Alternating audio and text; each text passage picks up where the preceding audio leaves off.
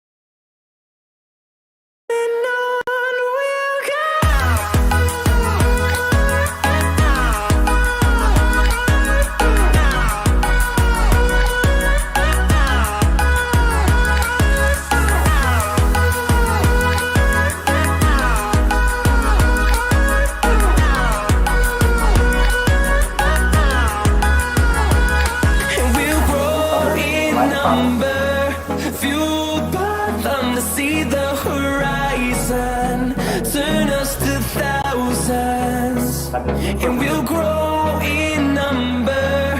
Fueled by them to see the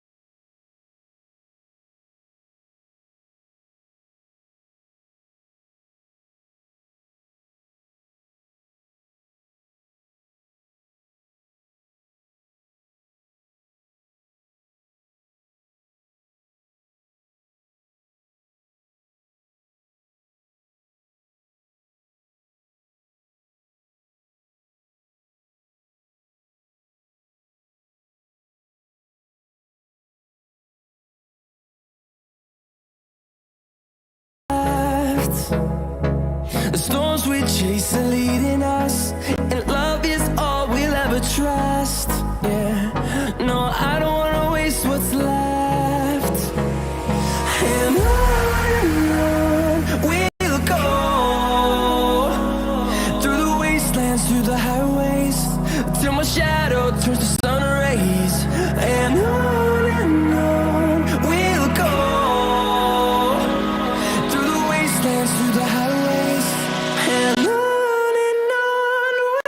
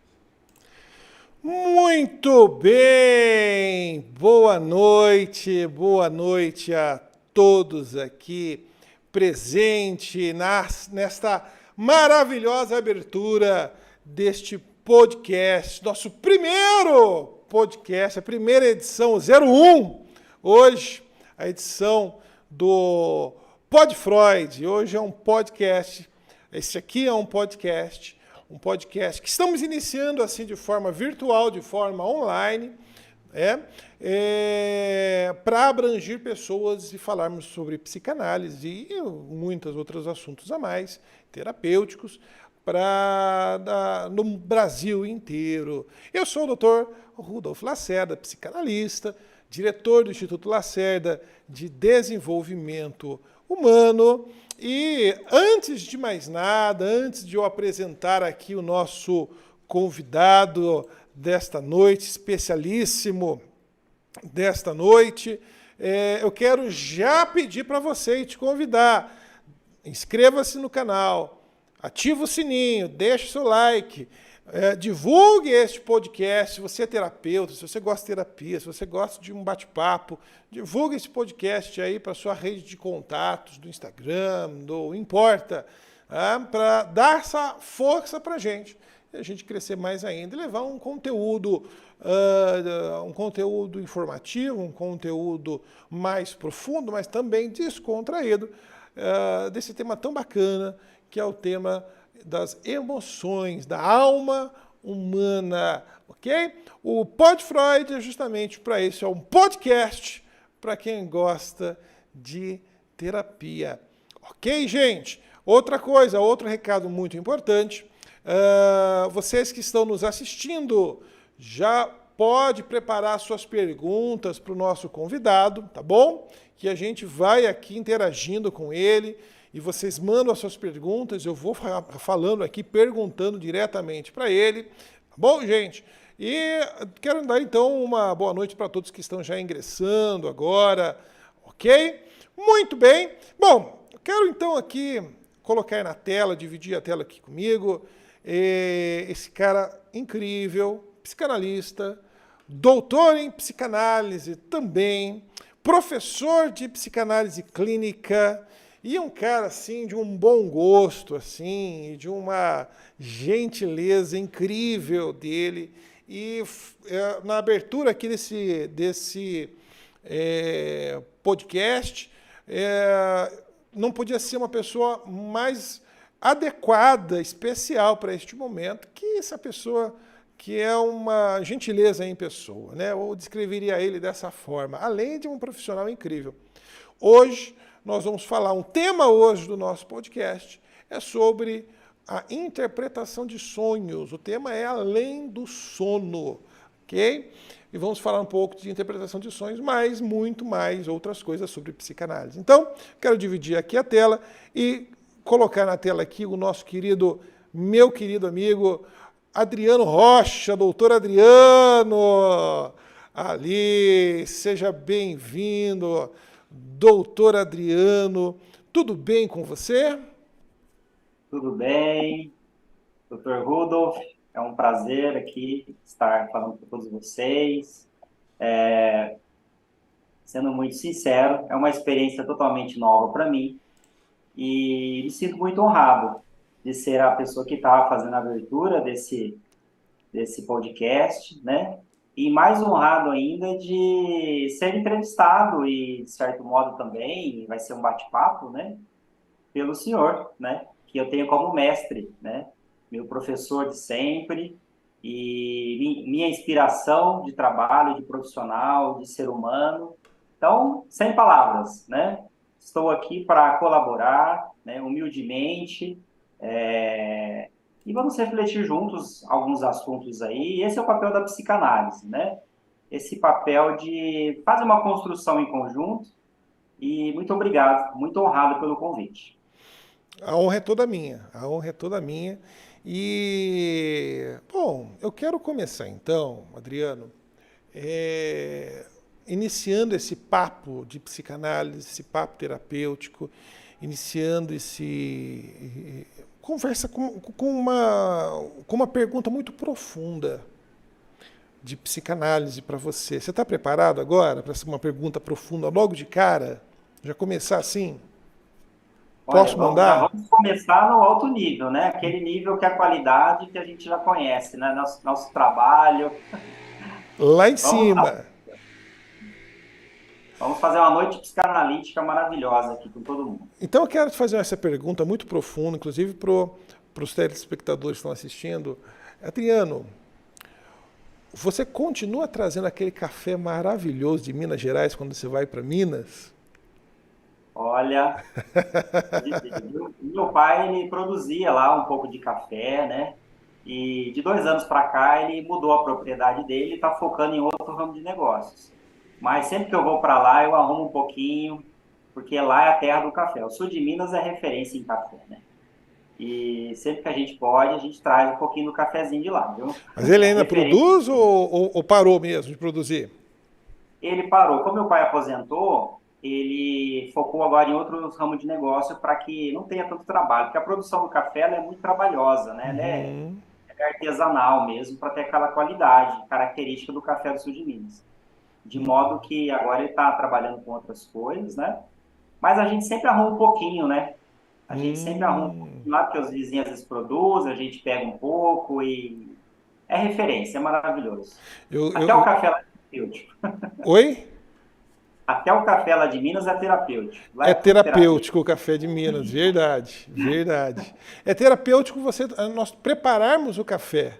A preparação do café ela é terapêutica, né? Porque de você moer o café, pegar o café, moer o café, torrar o café, para quem prepara de verdade o café de forma artesanal, é um teste de paciência, né? É uma coisa ali onde você está moendo aquilo, mas a sua mente está trabalhando em outras coisas, né? É muito gostoso.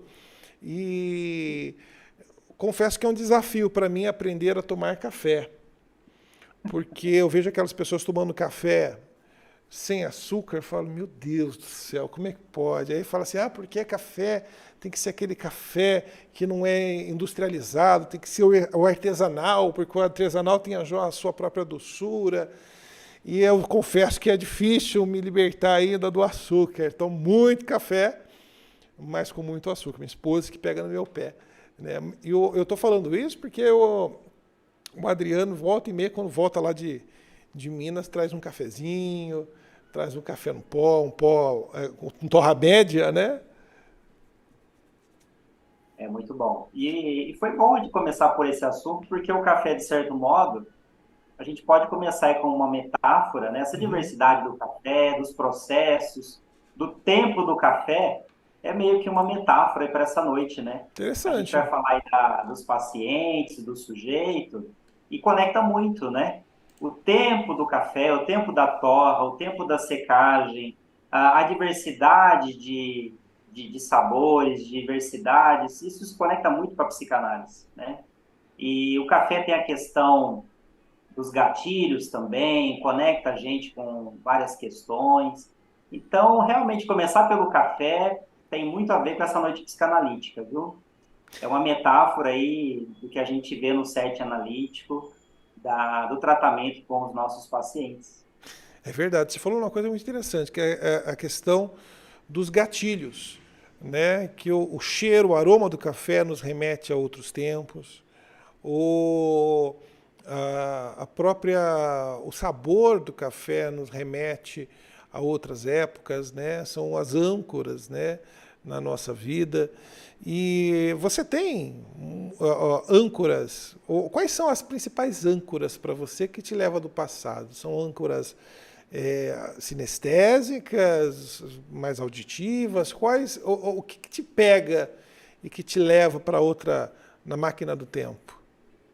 Olha, doutor, no meu caso é mais a questão visual. Eu sou do sensorial visual mesmo.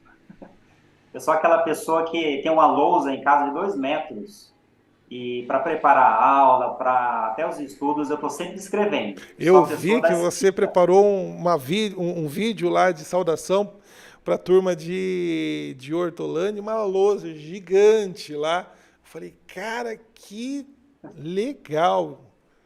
Que bacana. Esse é o gatilho principal meu, é o visual. Eu gosto de ler livro, anotar no livro, a minha relação com o livro ali é aquela coisa bem visual mesmo. Eu saio anotando bastante coisa e fica a minha marca ali no livro mesmo. É uma relação muito, muito pessoal, né, que a gente tem com o livro e assim com os estudos também. Você Eu conseguiu se queria fazer uma adaptar com. observação. Oi? Pode falar, desculpa, te interrompi. Eu queria fazer uma observação para quem está nos acompanhando, que esse nosso encontro não está tendo nenhum script. A gente Não. está fazendo junto a psicanálise, a gente está fazendo uma livre associação, viu, pessoal? É até legal falar isso, porque a minha ideia, justamente, desse podcast, é sem script nenhum. É utilizar justamente a nossa fala, a fala do entrevistado, e mediante isso a gente vai trazendo e construindo. É claro que a gente tem um norte, né? Hoje nós vamos falar de interpretação de sonhos, né? Mas sem aquela coisa engessada, né? Que estava falando aqui pro Adriano, sem que ser aquela coisa do Instagram, né? O Instagram tem aquelas lives engessadas, divide a tela também, e aí é aquela coisa corrida, engessada, e você fala, puxa, eu não tenho paciência mais para assistir live do Instagram. Já vejo o símbolozinho de live lá, eu já passo adiante, porque é coisa engessada. E a ideia justamente é que a gente não tem um script. Eu até antes falei aqui com o Adriano, falei, Adriano, olha, eu vou começar mais ou menos assim, assim, assado, mas a gente vai construindo aí, né, o nosso diálogo ao longo aí do nosso podcast, né? Deixa eu Bom, eu queria aproveitar. acrescentar, Pode falar. doutor, eu queria acrescentar o seguinte, e porque é até legal, eu falei de uma noite psicanalítica, a gente falou um pouquinho aí do café como metáfora, e eu queria colocar um pouquinho aí de pitada para quem não conhece a psicanálise, então eu vou intercalando um pouquinho com elementos da psicanálise nas falas aí, bom, se vocês me permitirem. Claro. E essa questão da livre associação é exatamente assim que a gente atende os pacientes, né? A gente não tem um script, porque cada paciente ele é singular, ele é um sujeito único. Então a gente não segue um script, sabe? Não é igual ao call center que a gente tem ali, o plano segue para cá, segue para lá, não. É um sujeito único. Então a gente está querendo aplicar aqui essa ideia da psicanálise para vocês sentirem um pouquinho esses conceitos e como a psicanálise ela é leve, transformadora e vai se construindo algo muito bacana. Bom, e assim já está sendo essa noite. É isso aí mesmo. Adriano, deixa eu aproveitar, já que a gente está falando um pouquinho do campo de pessoal, falamos aí do seu pai que tinha uma fazenda lá em Minas Gerais. Você já teve um trabalho que eu sei, que a gente já conversou sobre isso, né? Para quem não sabe, está me assistindo, conhece que o doutor Adriano das aulas de psicanálise ou do SETS analítico, para quem não sabe, o doutor Adriano já teve uma outra profissão antes de ser psicanalista. O doutor Adriano ele trabalhou na Rede Globo, é isso mesmo, Adriano? Conta um pouquinho, como é que é essa passagem pela Rede Globo, o que você fazia lá na Globo? Muito bem. Bom, vamos igual nas sessões de análise, né? Vamos voltar um pouquinho Ao passado. Eu tenho uma experiência na área de tecnologia de quase 30 anos, né? Tive aí o colégio técnico, graduação, trabalhei quase 30 anos da minha vida, montei uma loja nessa área. Porém, em um certo momento, eu resolvi fazer migração de carreira, porque eu percebi que eu estava muito especialista em consertar computadores. Mas eu percebi que as pessoas, na verdade, precisavam de ajuda na questão da mente humana, né? Essa área de tecnologia já tem bastante suporte, já tem bastante pessoas trabalhando, mas na área de saúde mental, principalmente pós-pandemia, a demanda disparou. Então a gente tem um excesso de tecnologia, mas a gente tem uma falta de humanidade. E aí fiz migração de carreira. É algo que eu tinha como sonho, estudar essa área desde a adolescência. E a gente vai postergando. Aí chegou um momento da minha vida que eu falei assim, agora eu vou estudar o que realmente é minha paixão, meu propósito. E comecei a estudar essa área sem uma pretensão maior de atender paciente, de lecionar, como autoconhecimento mesmo. mas eu me encantei pela área e, e foi naturalmente, sabe? E comecei a trabalhar nessa área. Na Rede Globo, eu trabalhei na afiliada, na IPTV, quase 8 anos. E lá eu prestava suporte técnico. E eu percebi que muitas questões vão além do uso da máquina, de problemas na máquina, mas são questões dos usuários. Então, às vezes, um computador ele está ali processando várias tarefas, mas a ansiedade do usuário de sair clicando num monte de coisa, Gerava o na problema. realidade, que causa o problema, né? E ao atender o usuário, você conversa, você se conecta ali com aquele ser humano que opera aquela máquina. Então, ali foi um despertar, né?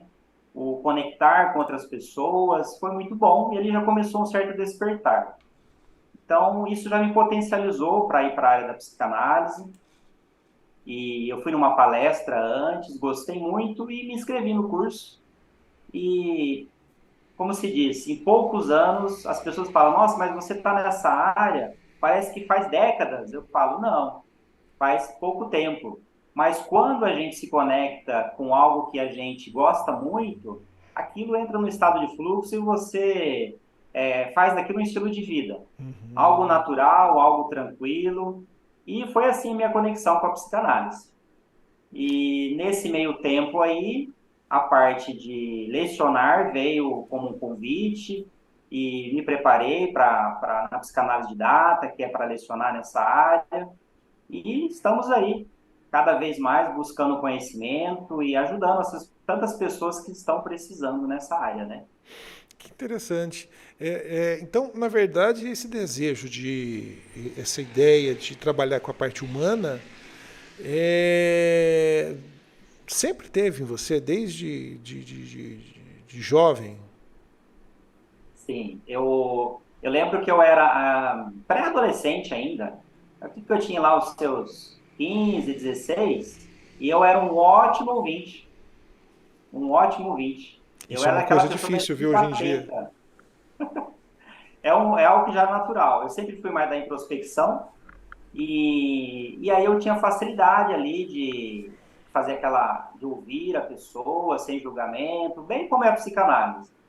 E ali você vai observando muito mais do que o sintoma daquele indivíduo, e você, em algum momento, você faz ali uma intervenção, um questionamento, você leva a uma reflexão. Isso desde novinho eu já tive essa facilidade, né? Isso vem da questão educacional, também que favoreceu bastante, questão de pai, de mãe.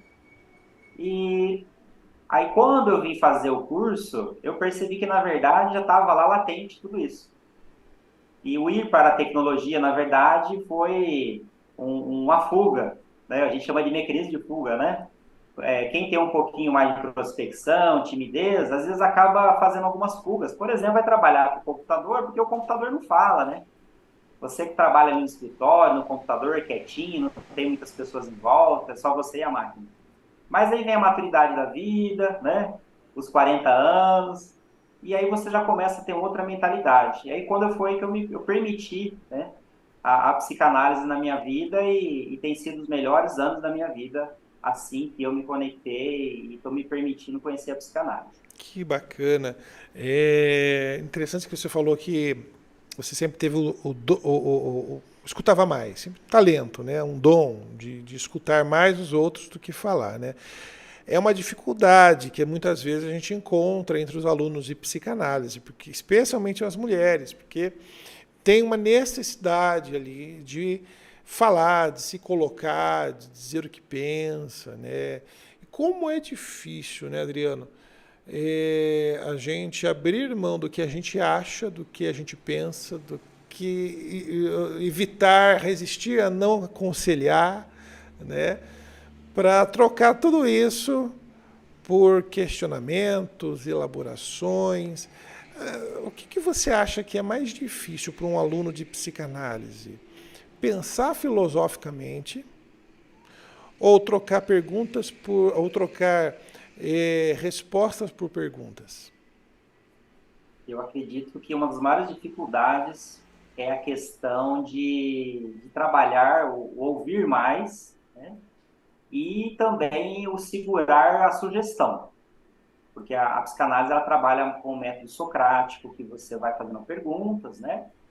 E através das perguntas, o próprio sujeito vai construir ali respostas baseadas na verdade subjetiva dele, que faça sentido para ele. Então, esse não sugestionar, porque se eu tentar aplicar a minha verdade, o meu mundo psíquico para outra pessoa, é como se eu emprestasse o meu óculos de grau para outra pessoa, não faz sentido. Tem que levar ela a perceber questões internas dela mesma. Como que eu vou fazer isso? Eu vou fazer isso através de questionamento. A gente utiliza muito aquela metáfora, né? Como se o analista, o psicanalista, ele estivesse ali no trem, né? E ele sentou do lado do paciente, no banco de um trem, e a viagem está transcorrendo, e o paciente está vendo ali pela janela o passar aquelas experiências, aquelas imagens, ele vai relatando. O paciente não está nem conduzindo o trem, não está nem atrás dele, está do lado, ouvindo o que ele está relatando, e em algum momento faz ali um questionamento que a própria mente consciente dele não percebeu. E você vai levar ele a chegar em algumas conclusões e que façam sentido para ele, né? Mas você não aplica a sua regra como profissional, a sua verdade àquela pessoa, mas sim você abre ali uma reflexão. E Einstein já dizia, né, que ela é uma mente que se expande e nunca mais volta ao seu estado inicial. A mente de cada pessoa é como um universo que vai se desbravando e cada vez mais planetas e galáxias, e assim é o mundo psíquico de cada pessoa. E a própria pessoa tem que descobrir isso. Não é a gente que vai inserir nenhum conteúdo, como a abordagem da psicologia, mas a gente vai ali, tal qual uma escultura, tirando ali algumas rebarbas, algumas coisas, mas são questões do próprio sujeito, né? Aquela metáfora do arqueólogo, né? A gente só está ajudando a tirar ali a poeira de todas aquelas peças preciosas que é a pessoa, mas você não está colocando nada de seu ali como uma tela, uma pintura. Você está apenas ajudando a pessoa a se descobrir do que ela já tem. E, na verdade, não ela descobrir, né? Ela se reconhecer. Ela reconhecer, porque sempre esteve dentro dela. Ela vai só perceber que já estava ali e aquilo vai simbolizar e vai fazer sentido para ela. É isso aí, muito bem, gostei da metáfora do trem, muito boa também. Nós vemos que os pacientes, especialmente, no início da terapia, encontram essa dificuldade de se adequar, se entender o processo da terapia, da psicanálise, porque ele é diferente, né? Diferente da psicologia, por exemplo. O processo da psicanálise é um processo ali onde a gente vai elaborando, a gente vai questionando, a gente vai levantando questões filosóficas, né? E muitos pacientes eles buscam, né, esse reforço, né? Fala, doutor, né? O que você acha, doutor?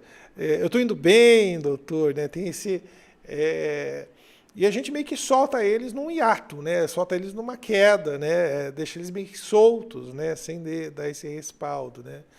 E às vezes ocorrem também algumas situações também inusitadas no nosso set analítico, porque no final das contas a gente lida com pessoas. Dentro disso, conta para mim uma situação, você já passou por alguma situação ali inusitada com um paciente seu, ou, sei lá, uma saia curta? Conta pra gente uma história. Ok. Eu só peço desculpa aí, em algum momento se minha conexão der uma travadinha. Choveu muito forte aqui na região e a gente está com uma internet meio instável, tá? Mas isso não vai deixar que a gente tenha esse momento maravilhoso aí, todos nós juntos aí essa noite. Bom, um caso recente, né, que eu poderia citar aí, foi de uma paciente depressiva. E há muitos casos curiosos, mas, por exemplo, uma paciente depressiva, e a gente não revela nossas questões pessoais para o paciente, né? Exatamente porque o conteúdo nosso não interessa. A ética ali que está em voga durante ali o atendimento, no setting analítico, é a verdade, é a ética do paciente, né? Ele ali é o protagonista. Nós somos ali só apenas um mediador ali, dele com a mente dele, né? E, bom, e aí eu atendi essa paciente logo nas sessões iniciais, e aí um dia eu estava preparando um café para uma visita, eu tive que ir numa padaria.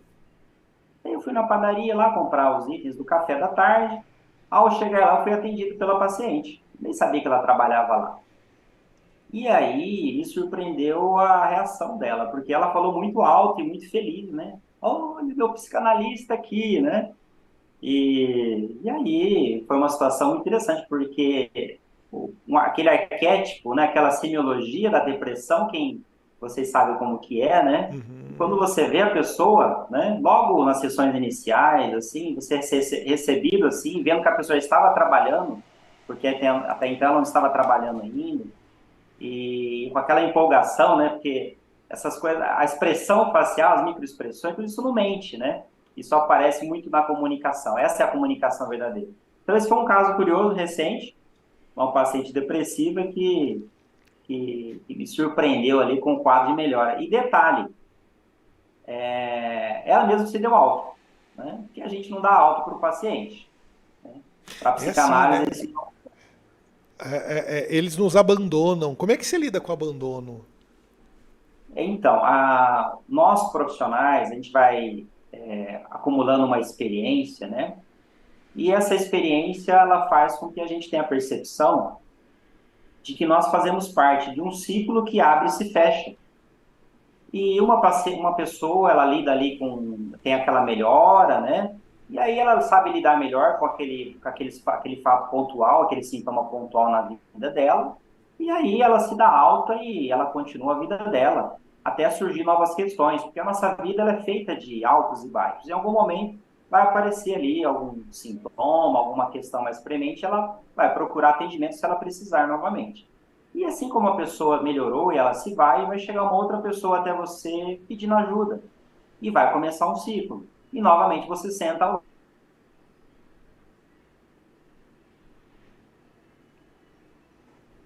Eu acho que a conexão do nosso amigo travou. Deixa eu ver aqui.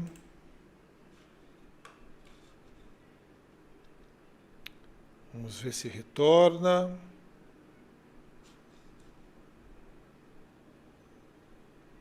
Travou a nossa conexão com o nosso amigo Doutor Adriano. Muito bem. Bom, enquanto ele não volta, deixa eu... Muito bem.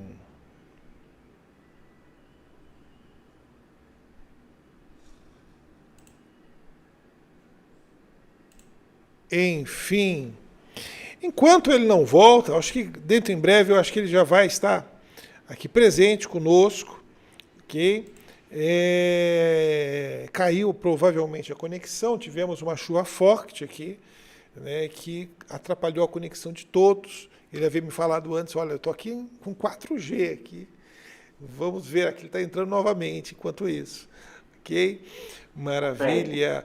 Voltamos aqui, deixa eu colocar o nosso amigo aqui na tela de novo. Pessoal, perdão, viu? A internet está... Pronto, voltamos. Então, nesse meio tempo, eu contei para os nossos telespectadores aqui o segredo da psicanálise. Você não estava aqui, você perdeu. Não vou contar, conto uma vez só na vida. Foi nessa hora. Mas, por favor, conta para a gente, estava falando sobre... nós estávamos falando sobre a situação com a sua paciente, né? E com relação, depois nós iniciamos falando com relação à sensação, a pulsão de morte pela perda do seu paciente, que eles nos abandonam. E a minha pergunta foi, e aí, como é que você se lida com o abandono? Sim, professor, vamos lá. Agora, eu coloquei pela internet do celular, vamos ver se agora fica mais estável. Só uma dúvida, ao invés de aparecer a sua imagem, está aparecendo o logotipo do Instituto. A sua imagem, ela está liberada? A minha imagem está aqui, deixa eu dar uma olhadinha aqui. Tá bom, tá aqui, tá perfeito. Sim, verdade, aqui para você, né? Isso. Pronto. E agora? Perfeito. Agora ficou bom. A comunicação fica melhor assim. É que eu coloquei você no divã, você não percebeu. Exatamente, exatamente. Essa é a adaptação do divã para o virtual, É né? verdade. Depois a gente fala um pouco sobre isso, divã, o divã online. Mas e aí, como é que você lida com o Sim. abandono? A terapia está em Então, dia para lidar com isso? sim, essa experiência, quando eu estava estagiando durante o curso, a gente atende pacientes piloto, né? Naquela época, esse lidar com, vamos colocar, o abandono do paciente, né? Ou a não melhora do paciente, era realmente algo desafiador. Mas aí você, durante a própria formação também, além de você ter que fazer as suas análises pessoais, é o tripé psicanalítico, você tem que fazer supervisão de caso. Ou seja, você vai levando aqueles casos que você está atendendo para um supervisor, que é um profissional mais experiente. Então, você vai se moldando ali mais profissionalmente com relação aos atendimentos. Por quê? Porque o profissional que está atendendo, ele é obrigado a fazer uma certa quantidade de horas de terapia. Exatamente porque a mente dele, se ele tem aquela frase, né? Um cego não guia outro cego. Então, se a mente dele não estiver bem, como que ele vai conseguir ajudar uma outra pessoa, né? Nós dizemos assim que a gente vai levar a pessoa a descobrir o seu inconsciente até o ponto que o nosso inconsciente vai, porque ali é uma conexão de mentes, né? Se eu estiver com algumas contratransferências, algumas resistências, algumas coisas ali não bem resolvidas, ao atender o paciente, eu vou tomar para mim aquela dor. Vai ter gatilhos ali de questões análogas da minha vida. E isso vai fazer com que, de repente, eu comece durante o atendimento, eu tenho algumas contratransferências, algumas reações que não são benéficas para o tratamento. Afinal, o paciente procura alguém que o ajude, né? Alguém que o escute ali com respeito, com conexão, né? E não alguém que vai ali se desesperar, que vai ficar chorando com a dor dele, né? Você vai ouvir com muito respeito, sem julgamento. E talvez está aí uma diferença entre muitas pessoas que às vezes a gente acaba falando dos nossos problemas, né? E essa é a diferença da psicanálise, porque às vezes a gente fala para um amigo, para um parente, e talvez essa pessoa não vai deixar você falar por uma hora sem te interromper. É verdade. Talvez essa pessoa ela vai querer te dar uma solução e vai te julgar. Às vezes E o é por isso próprio que a gente... narcisismo da pessoa quer já interromper ela e dar a solução para ela e falar, olha, não me incomode com isso, né? Exatamente. E na análise, a escuta ela é uma escuta neutra, no sentido que o profissional ele não vai te julgar. Você pode falar o que for de mais pessoal, né? De mais perverso ali. A gente está falando aí, por exemplo, da estrutura perversa, né? E isso não deve incomodar o profissional, porque muito mais do que o sintoma, do que uma estrutura psíquica, do que uma patologia, um transtorno, ali tem um ser humano. Então não vai se olhar ali para aquela pessoa focando no seu sintoma, mas se vai se focar no sujeito, no ser humano que está por trás de tudo isso. Esse é o mais importante. Que bacana, que bacana. Esse é o foco da psicanálise, né? Focar no sujeito e ouvi-lo, né? Eu perguntei a respeito desse o mal-estar do abandono, né, na psicanálise. Porque que às vezes quem está nos assistindo não entende, né? Eu vou contextualizar o que acontece. Em algumas outras ramos de profissões terapêuticos, talvez como a psicologia, os pacientes têm alta, né? A psicanálise não, a gente não dá alta para os nossos pacientes. O paciente é que se dá alta, ele se dá alta. Né? E a gente brinca aqui internamente, né, que a gente é abandonado pelo paciente. Por quê? Porque se o paciente continua vindo à terapia, porque ele tem demanda, ele tem necessidade, não cabe a mim, como terapeuta dele, dar alta para ele. Por mais que de repente eu estou achando que está tudo certo, mas não é eu. É ele que tem que entender, e o meu papel, o nosso papel, né, como psicanalista, é ali cavocar, ali entender o que está ali, o porquê que está, o que faz com que ele continue vindo, aonde estão os pontos cegos que nós não estamos conseguindo ver. E volta e meia, né, raramente o paciente ele chega para nós e diz assim, olha, muito obrigado, doutor, obrigado pela companhia até aqui, esses meses, esses anos, eu vou andar aqui com os meus próprios pés. Né? Raramente, geralmente eles simplesmente não mandam mais o ar da graça, né? Desaparecem, a gente respeita, a gente entende, né?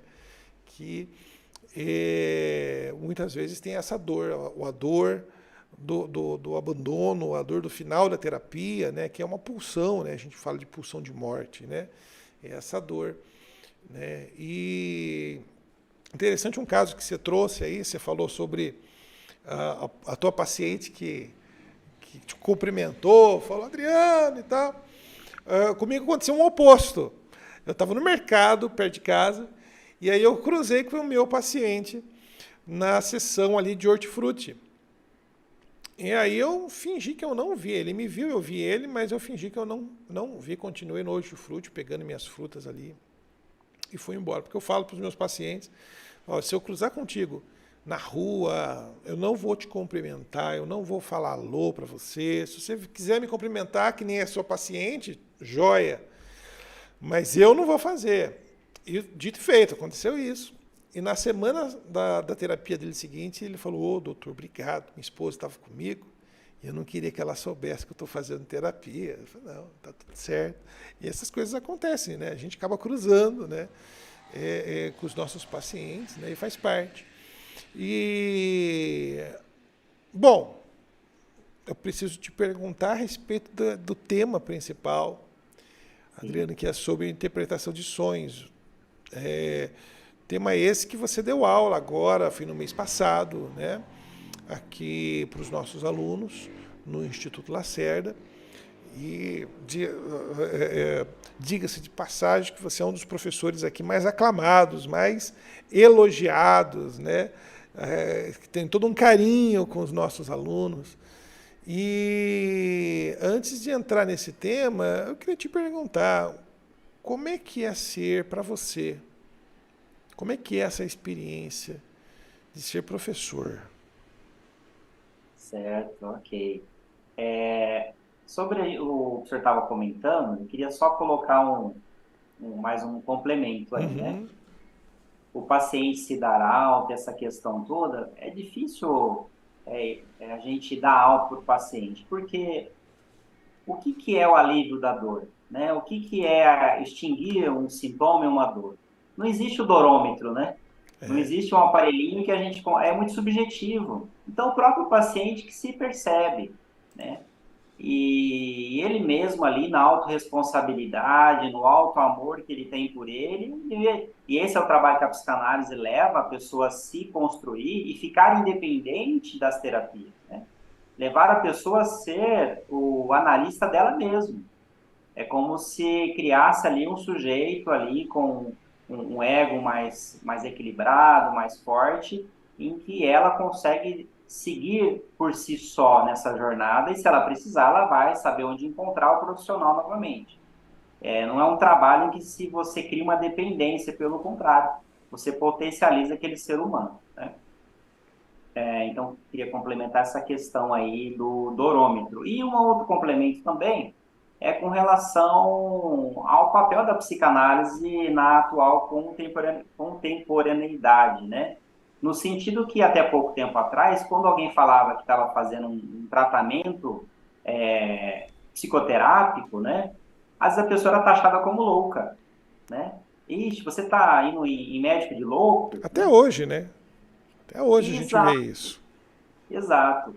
E que a gente tem percebido, acredito, uma certa alteração também, é que hoje a psicanálise ela tem um certo status, né? Então, a gente instrui o paciente no meio social, tal, não revelar que é o analista dela, no sentido de exatamente de manter esse sigilo, né? Mas tem pacientes que fazem questão de dizer, olha, eu estou indo lá no doutor tal, né? Tem um certo status hoje. E tudo bem, né? É uma questão do paciente. Exato, exatamente. Elas adoram falar para a amiga que está indo na terapia, e a amiga quer ir também, daqui a pouco você está atendendo a família toda. Começa a ver os resultados na pessoa, começa a vir vai vindo um por um, é muito interessante. Bom, com relação à pergunta, doutor, com relação a ser professor, correto? Isso. Para você, como é que é essa experiência agora? É particular, né? É de cada um. Sim. Eu queria saber de você como é que é, da sua ótica, essa experiência de dar aula, de ser professor. É, fale mais sobre isso. Ok. Bom, quando eu fui perguntado se eu queria ser professor, lá durante o curso ainda, eu me questionei muito. Eu falei, nossa, mas eu não tenho essa comunicação toda, não tenho essas técnicas, nunca almejei isso. E aí eu comecei a pensar, né? Falei, olha, se eu tenho um potencial para isso, talvez eu aprenda as habilidades necessárias e, em nome de algo maior, eu vou suplantar ali algumas características, algumas deficiências minhas. Então, eu fui buscando, fui me desafiando, igual a psicanálise faz com o paciente, né? E eu aceitei esse desafio, em nome de algo maior. E esse algo maior é ajudar as pessoas, né? Através dos atendimentos e depois através da formação dos alunos. Por que que eu aceitei esse desafio? Porque eu vi que a demanda é muito alta, muito alta. As pessoas, lá no estágio, você percebe que muitas pessoas estão precisando cada vez mais. Parece que vai na contramão, inversamente proporcional, a tecnologia está sendo a desumanização das pessoas, né? Está na contramão. Então, nunca a psicanálise esteve tão forte, tão necessária na humanidade como agora. E aí eu falei, bom, eu preciso de treinar outros braços, outras mentes, para que me ajude nessa missão. Porque eu sozinho não vou conseguir atender todo esse pessoal que tem demandado. Então, o desafio de atender os alunos, ajudar na formação dos alunos e lecionar para eles, é exatamente de ajudar na formação, replicar outros profissionais da área, incutindo ali, inspirando a paixão pela área. Que não sejam profissionais voltados primariamente pelo pecuniário, pelo financeiro, mas algo com uma missão de vida mesmo. Porque a psicanálise, ela não se finda com a formação ali do curso regular, né? Um curso livre. Ele é um estilo de vida. O psicanalista, ele não tem a graduação ainda porque não termina a formação. Quando a gente faz o curso de psicanálise, a gente aprende que a gente vai estudar o resto da vida. É só a ponta do iceberg, né? Exatamente. Ali é só o início, né? Então, depois que eu fiz o curso, eu fiz o mestrado, eu fiz o doutorado, eu fiz outros cursos, outras ferramentas também que se conectam com a saúde mental, e já tem uma lista de cursos para eu fazer. Por Inclusive, quê? deixa eu aproveitar, né? Vai Falar divulgar. sua capivara, né? Sim. Me corrija se tiver mais, tá? É psicanalista, com mestrado, com doutorado, e é também terapeuta sistêmico, né? Tem mais alguma? Tem mais ainda? Sou hipnólogo também. Verdade, verdade. Você é hipnólogo também. Você teve, inclusive, o professor seu foi muito bom, viu, de hipnose. Foi simplesmente o Dr. Rudolph, né? E faço interpretação de desenho clínico também, que foi um curso que eu fiz com o senhor, né? Verdade. E aplico a terapia cognitiva comportamental também, é uma ferramenta que a gente toma emprestada à psicologia para alguns casos. A gente pode, E né? também, Não tem problema disso, de a gente pegar algumas ferramentas da área da psicologia para a psicanálise, né? Contanto que contribui. Eu vejo algumas pessoas que falam, não, porque a psicanálise ela tem que ser pura, a psicanálise ela há um saber, né? Eu conheci um professor que falava assim, o saber da psicanálise, ela tem que ser assim. Eu falei, que coisa chata. A psicanálise, ela tem que, nós como terapeutas temos que buscar efetivamente o bem-estar do nosso paciente. Se tem ferramentas aqui do lado, né, do saber ao lado, que vai contribuir, por que não, né, agregar, né? Existe um alicerce, mas você pode construir a casinha do saber ali com muitos blocos diferentes, né? Com certeza. Essa linha mais integrativa, é claro que não fugindo da essência da psicanálise, né, que é a cura através do amor, né, da escuta atenta, tudo que vai se integrando, de acordo com o sintoma, de acordo com o paciente, a gente vai utilizando uma ferramenta mais assertiva, né? E essa é como você ter uma caixa de ferramentas mesmo. Você vai utilizar ali algo mais preciso, algo que seja ali específico para aquele caso. Isso ajuda demais, né? É a sutileza, sabe? A abordagem. E Freud, ele trouxe ali, todos nós somos freudianos, mas você tem ali os contemporâneos de Freud que foram se especializando, um mais em esquizofrenia, outro mais no tratamento infantil, outro mais na terapia de grupo, e tudo bem. Cada pessoa vem e agrega a psicanálise. A psicanálise não é um saber fechado. É por isso que ela se desenvolve tanto e está presente em tantas áreas. Porque a gente tem muitos profissionais de várias áreas integrando a psicanálise. Interpretação de sonhos é uma ferramenta também? Maravilhosa. Me fala sobre isso. Ok. Vamos entrar nesse tema, né? Maravilhoso. Eu sou suspeito de falar. Essa é uma das aulas que meu olho mais brilha. Por quê? Através da análise, eu vou além, viu, doutor? Eu vou além da interpretação. Eu vou dizer análise dos sonhos. Porque, no final, a gente não faz aquela interpretação de almanaque, né? Isso significa aquilo. Não, Não, não é não assim. dá para ir no Google lá, colocar, sonhei com um cachorro, peraí, deixa eu ver o que é, vou jogar no bicho. Não dá para ir no Google? Como é que funciona Não, isso? essa não funciona. Por quê? A análise, ela é baseada na ontologia do paciente. Então, a gente precisa daquele histórico daquele paciente para entender o que significa exatamente cada símbolo, cada imagem que apareceu no sonho dele. Como cada ser humano é único, não dá para utilizar um molde padrão para todo mundo. Aquela ideia que eu falei do script, né? A psicanálise ela não tem script. Cada paciente vai ser um ser único. E a análise dos sonhos dele também vai ser individual. E vai ser baseado em todo o histórico de vida dele. E não é necessariamente apenas em uma sessão. Você precisa de um histórico, precisa de conhecer como aquele paciente funciona, para você fazer uma análise juntamente com ele do sonho dele. E por que o sonho é tão importante, é primordial na psicanálise? E a psicanálise ela foi inaugurada através da interpretação de sonhos de Freud, que é a obra principal dele, em 1900. Exatamente porque Freud começou a anotar os seus próprios sonhos e ali ele viu que os sonhos é uma via principal de acesso ao inconsciente, que é o objeto de trabalho da psicanálise. É a interpretação e a análise e o entendimento do inconsciente. É ali que está a raiz de todos os sintomas, de todo o sofrimento psíquico humano. Está tudo ali, naquele arquivo oculto, que as pessoas nunca conseguem deletar, né? Está sempre lá, guardadinho, aparecendo de vez em quando. Está guardado no nosso inconsciente ali, né? Quero aproveitar e perguntar para o pessoal aqui que está nos assistindo, ó, estamos ao vivo, 37 pessoas, 37 visualizações, 15 pessoas simultâneas, por enquanto, né?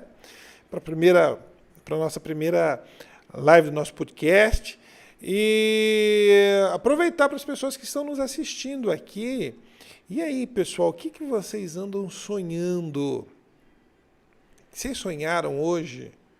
Quem quer contar um sonho e dividir? Escreve aí no chat e a gente vai pegar nossa bola de cristal e vamos... Brincadeira, não tem bola de cristal nenhuma. A gente vai interpretar um pouco, falar um pouco dos arquétipos.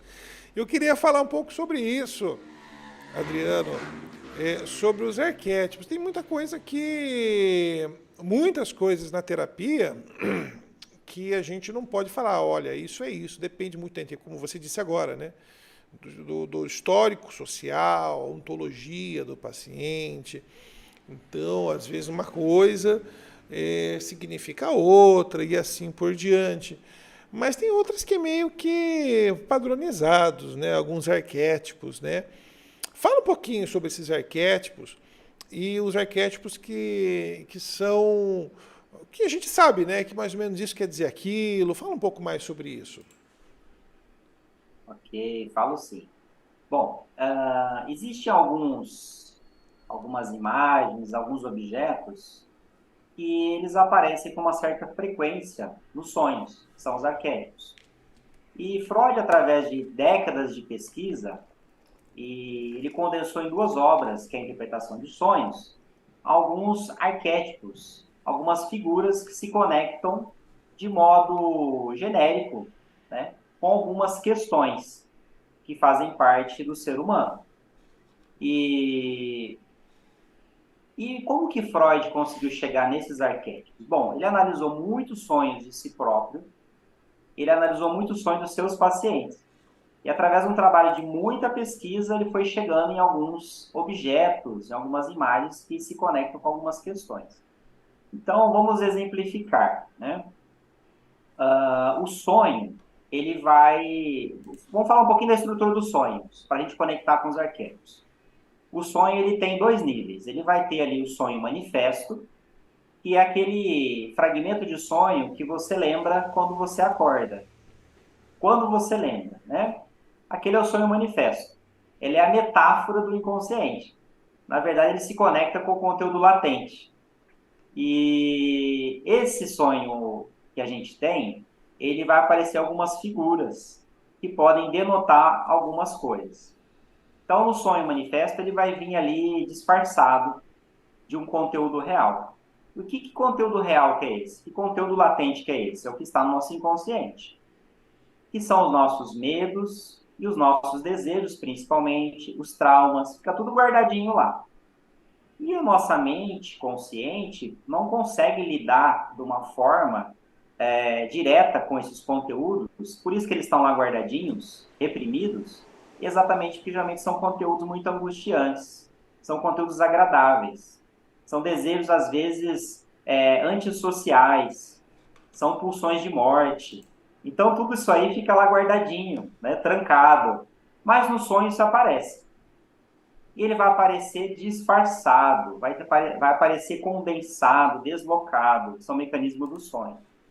Mas, Adriano, o que você quer dizer com isso? Quer dizer o seguinte, por exemplo, a pessoa ela sonha que ela está montada em cima de um elefante sobrevoando o Monte Everest. O que quer dizer isso? Bom, vai ter que se fazer sessões com o paciente para entender o que significa para ele o elefante, o que significa o Monte Everest, o voar. E como que a gente entende isso? Perguntando para a pessoa como que ela se sentiu durante o sonho, percebendo como que ela relata esse sonho, como ela se sente ao relatar esse sonho. Você vai trazendo um entendimento ali e a pessoa vai se entendendo. E a pessoa mesma ela vai interpretando. E você conecta isso com as experiências que ela teve naquele dia ou nos dias anteriores. E geralmente o sonho, ele se conecta com as vivências que a gente teve naqueles dias anteriores. Bom, os arquétipos. Nos sonhos eu posso ter, por exemplo, alguns objetos que vão revelar a questão da sexualidade. Por exemplo, objetos que revelam o membro masculino. Geralmente são objetos pontiagudos, objetos que crescem. Então, por exemplo, batom, né? Elevador, coisas que sobem, coisas que saem fumaça, vulcão. Esse exemplo que você deu, inclusive, eu estava esperando só o gancho. Do elefante montado em cima de um elefante, passando em cima do Monte Everest, são dois arquétipos gigantescos aí. Né? Continua. Exatamente. Às vezes ali, conversando com o paciente, a paciente, ela vai perceber que aquele elefante ali, aquela figura que está carregando ela, pode ser o pai dela, pode ser o irmão mais velho, né? E então isso vai trazer porque está disfarçado, vai ter que entender para aquela pessoa o que significa aquilo. Um outro arquétipo, por exemplo, pessoas geralmente que têm o viés religioso muito forte. Pode ser que algumas pessoas elas sonhem com cobras com muita frequência. É cobra dentro de cesto, cobra perseguindo, é cobra que dá o bote. Então, o que é a cobra? A cobra é um arquétipo também do membro masculino, do pênis, né? Na psicologia chama do falo, né? E a pessoa com viés religioso, antes da psicanálise, ela geralmente não tem o entendimento que aquilo pode ser uma simbologia sexual. Ela vai fazer ali uma interpretação baseada no universo que ela tem, unicamente até aquele momento, que é o universo religioso. E pode ser que ela faça uma interpretação que aquilo ali tem uma conexão com a perseguição do mal, né? Aquilo ali é uma perseguição do diabo, do As pessoas demônio. fazem esse link, né? Fala, eu Isso, sonhei com uma cobra me perseguindo. Olha, inveja, as pessoas estão com inveja. Eu sonhei ali com um caixão. Olha, é o espírito da morte. Como é que é isso daí, né? As pessoas, elas tendem a trazer uma interpretação leiga, né? isso. Ela vai fazer uma interpretação baseada no universo que ela está inserido. Então, se ela tiver mais com viés religioso, ela vai achar que simplesmente aquilo pode ser o demônio atentando ela. Porém, a psicanálise ela vem somar, ela vem hipotetizar, né? Ela não vem ali, a psicanálise não é dogmática, ela vem trazer questionamentos, ela vem trazer mais perguntas do que respostas. Então, ela vai perguntar para o sujeito, né? Sobre essa questão da cobra. Mas para a psicanálise pode ser um símbolo fálico, que está demonstrando ali, talvez, uma questão do desejo daquela pessoa. Durante a vigília, a pessoa recalca alguns desejos, né? Que é inerente ao ser humano, às vezes ao olhar para uma outra pessoa, pode ser que suscite ali algum tipo de desejo. A pessoa recalca aquilo, e aí durante o sonho vai se libertar esses desejos e vai aparecer o símbolo fálico da cobra, né? Porque o sonho, ele principalmente é uma realização disfarçada de um desejo. Nos arquétipos, a gente tem baús, objetos côncavos, geralmente, bolsa, baú, tem mais conexão com a genitália feminina, né? E assim vai. A lista é muito longa, né? Mas são apenas sinais que nos dão ali um norte do que pode ser. Mas mais importante do que os arquétipos é a gente entender o que significa exatamente no mapa de mundo daquela pessoa, né? E é só um sinal para a gente seguir. Mas o mais importante é a gente entender para aquela pessoa unicamente o que significa cada coisa. Não dá para a gente, como Freud dizia, né, fazer uma análise selvagem, né? E lá, senão a gente vira adivinho, né? A gente se iguala à mãe de Ná, né? Traga o seu amor em 3 dias, a terapia forte. Não dá. Deixa eu ver o chat aqui do nosso bate-papo. Aqui, olha. Deixa eu ver alguns comentários aqui. Boa noite a todos. Estão falando aqui boa noite. A Nanda falou, olha, sonho com muita coisa. Ela começou a contar alguns sonhos dela aqui. Deixa eu ver a Nanda aqui. Ó. Sonhei que estava com meu esposo passando em um lugar que tinha máquina de terraplanagem. De terraplanagem. E depois a minha cachorrinha estava latindo para uma vaca. Né? Esses são, por exemplo, o sonho da Nanda aqui é um sonho, né, que tem os simbolismos, né, a terraplanagem, que tem ali talvez a máquina, talvez a própria terra, temos ali o cachorro, temos a vaca, especialmente, né, o marido ao lado, que a gente percebe que tem significado. Mas dá para a gente falar, olha, a vaca é isso, o cachorro é aquilo? Não, a gente precisaria de conhecer um pouco mais dessa paciente, conhecer um pouquinho do que aconteceu naquele dia antes do sonho, nos dias anteriores, que momento de vida que essa pessoa está passando. E mais do que esses objetos em si, vamos entender os afetos, vamos entender o que essa pessoa sente, e a gente vai conectando, né? É um enigma, né? Realmente é uma montagem de quebra-cabeça, e é importante ressaltar que nem todos os sonhos, eles são para ser analisados. Tem sonhos simplesmente que são sonhos de serviço. A pessoa está dormindo ali, a mente está fazendo aquele processamento ali do que aconteceu durante o dia, simplesmente para ver o que é importante, o que é relevante, para gravar na memória de longo prazo, a gente chama de higiene mental. Mas são sonhos ali de serviço, não são sonhos que demandam aí uma interpretação. Os sonhos que geralmente a gente vai levar para uma interpretação são os sonhos que têm afetos muito fortes, são aqueles sonhos de angústia, os sonhos traumáticos, em que a pessoa ela acorda no meio da noite, perdão, os sonhos recorrentes, aquele sonho que se repete, aquilo ali expressa alguma questão inconsciente muito forte. Esses são sonhos que interessam para análise, tá? Mas aqueles sonhos assim que trabalhou questões do dia, sonhos triviais, eles não são sonhos importantes e relevantes. Até porque a mente ela é tão engenhosa e às vezes ela cria alguns sonhos agradáveis simplesmente para dissipar o aborrecimento do dia e conseguir deixar a sua mente tranquila para você conseguir dormir, para você ficar relaxado. Então, a mente, eu digo que é o melhor computador que já se existiu, é a nossa mente. Ela é incrível. Cada vez que eu estudo mais sobre a mente, mais eu fico embasbacado com o universo da mente. Realmente é um universo mesmo. A gente vai expandindo cada vez mais. Perfeito. Deixa eu ver também aqui mais algumas mensagens.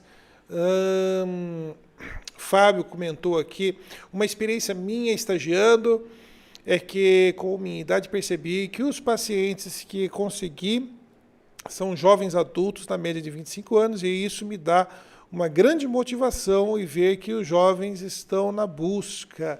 Vem cá, eu vou aproveitar esse gancho do Fábio, que trouxe. Obrigado, Fábio, pela contribuição. Você tem percebido a média de idade? Qual que é a média de idade que as pessoas têm procurado terapia? Eu sei que é amplo, né? Mas você tem percebido isso? Que os jovens estão procurando mais terapias? Ou, de repente, são mais mulheres ou são mais homens? O que você tem percebido com relação a isso? Ok. O perfil que eu tenho percebido, geralmente são pessoas já adultos, geralmente aí na faixa dos 30, gente mais adultos mesmo. Geralmente quando o adolescente ou a criança vai é porque o pai está levando, está pedindo para fazer devido a algumas questões na escola ou em casa, né? O jovem por si só procurando diretamente não tem muitos casos. Geralmente eu tenho casos em que o pai, a mãe, alguém está pedindo ali atendimento para aquele jovem. Mas, de modo geral, a psicanálise ela atua em qualquer idade. Então, pode ser ali a criança, né? Desde que, claro, aquela criança já tenha ali o brincar, já consiga conversar um pouco, né? E pode ser também muito novinha. Mas se ela souber desenhar, ela já consegue se expressar, a psicanálise consegue contemplar ali o atendimento, e ela tem técnica para todas essas faixas de idade. Vai ter ali a psicanálise para o adolescente, a gente chama de, alguns são os pacientes de difícil acesso, né, os PDAs, e alguns pacientes adultos, pacientes idosos também. A psicanálise ela tem a linha da terapia a psicanálise de apoio também, e atua em todas as idades. Eu já tive experiência de atendimento tanto de criança, adolescente, adulto e idoso. Porque a mente, se a gente for analisar bem a mente humana, ela é atemporal. O inconsciente ele é atemporal, né? O que muda são a quantidade de mecanismos de defesa e sintomas ali que vai se acumulando, que são as dores, né?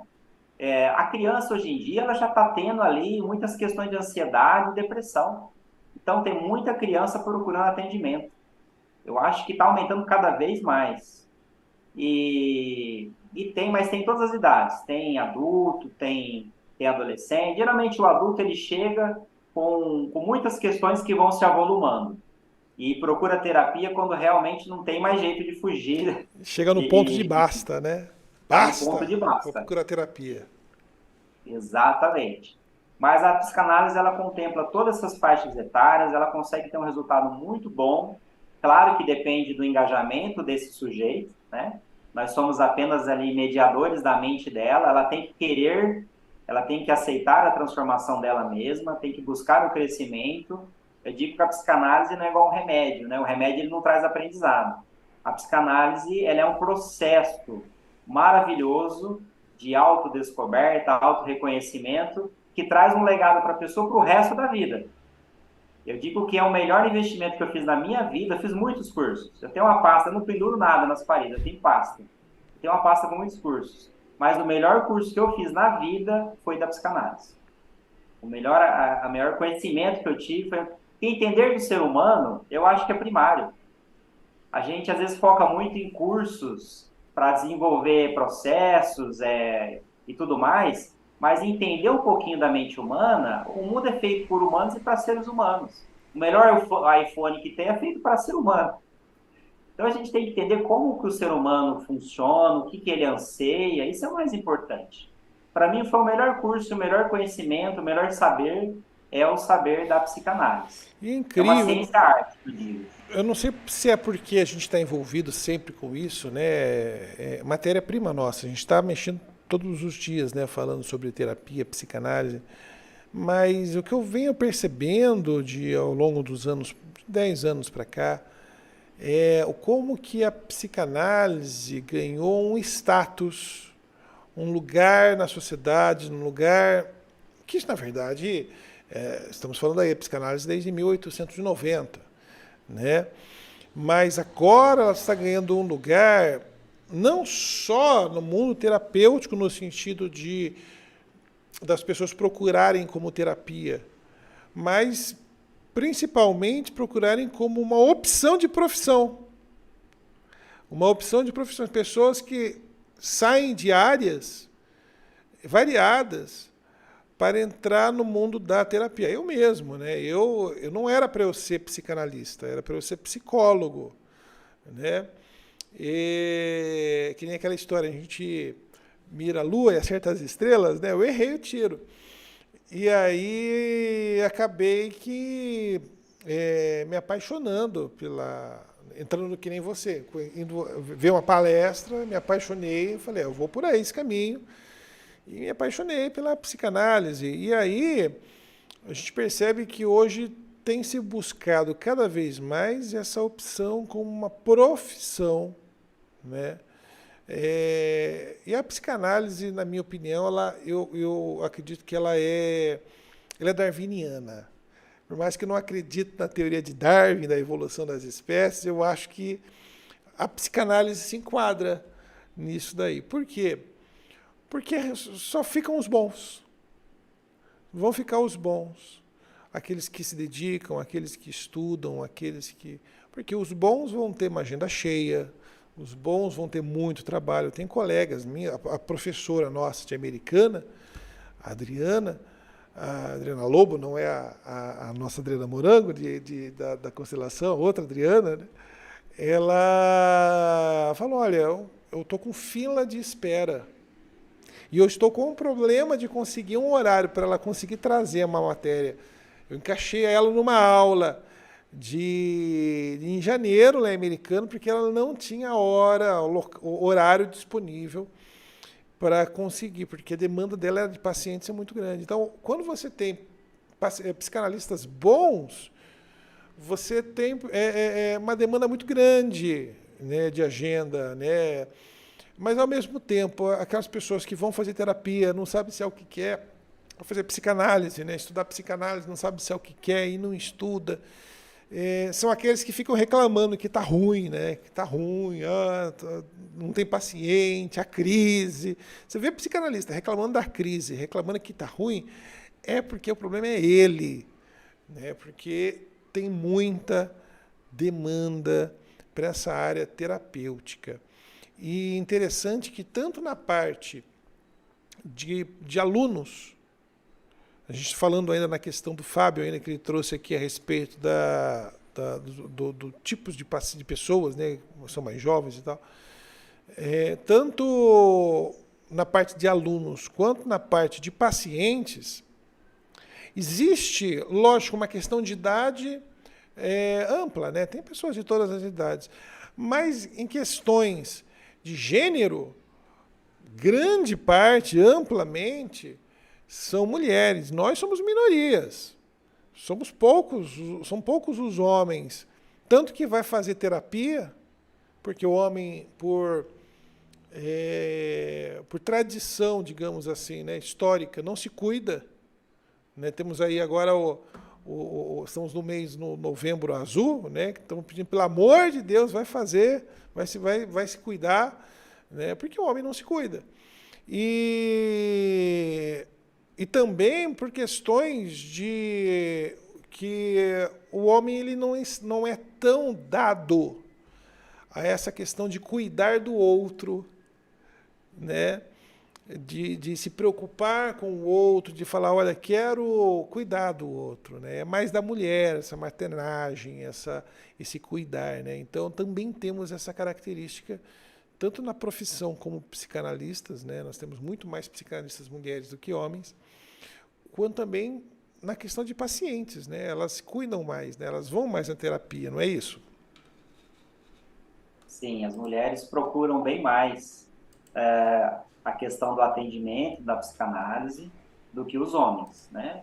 E está mudando cada vez mais, os homens estão se permitindo, as esposas têm recomendado, quanto mais as pessoas conhecem a psicanálise, mais elas confiam e mais elas se interessam, né? E eu queria trazer um elemento importante aí que se conecta com esse potencial da psicanálise, que não para de crescer, né? Ela foi muito potencializada com a neurociência, na década de 90. A neurociência veio trazer ali, corroborar muita coisa que Freud dizia naquela época, sem tantos recursos tecnológicos, tantos recursos científicos. Ele postulou muitas questões da psicanálise através da observação ali, na prática clínica mesmo. E veio a neurociência trazer algumas afirmações aí de muitas coisas que Freud falava, né? E eu queria citar, por exemplo, aqui, aquele famoso neuropsiquiatra, o Eric Kandel, né? Ganhador do Nobel em 2000, em que ele diz que 90% dos genes estão a serviço do meio e que 90% das doenças que acometem os idosos podem ser evitadas.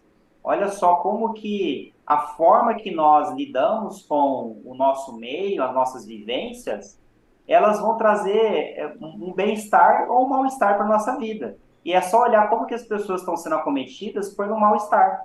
E isso é um bom termômetro de como que as pessoas estão com a sua saúde mental, né?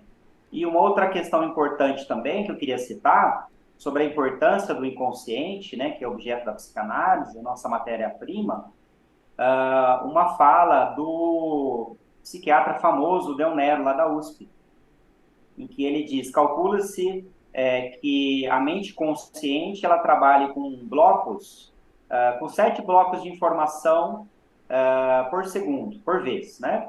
Por exemplo, no de um telefone. Já o inconsciente, ele processa aí por volta de 200 trilhões de informações por segundo. Então, quem que manda no sujeito? Né? Quem que governa o sujeito? É aí que vem a psicanálise. A psicanálise é a única aí que trabalha com a mente consciente. E é um saber muito importante. É um saber que há mais de 100 anos, aí, quando Freud postulou isso, vem sendo cada vez mais reafirmado por outras ciências, né? E algumas outras áreas já tentaram se apropriar da psicanálise, mas continua sendo uma área independente que não para de crescer. Porque é feito por profissionais que amam essa área e por profissionais que não concorrem com outra área. O psicanalista ele não concorre com o psicólogo ou com o psiquiatra, pelo contrário. Todos trabalham integrados, né? O psiquiatra vai trabalhar ali mais na questão medicamentosa, principalmente. O psicólogo ele trabalha aí bastante na linha comportamental, né? E todos trabalham em conjunto, né?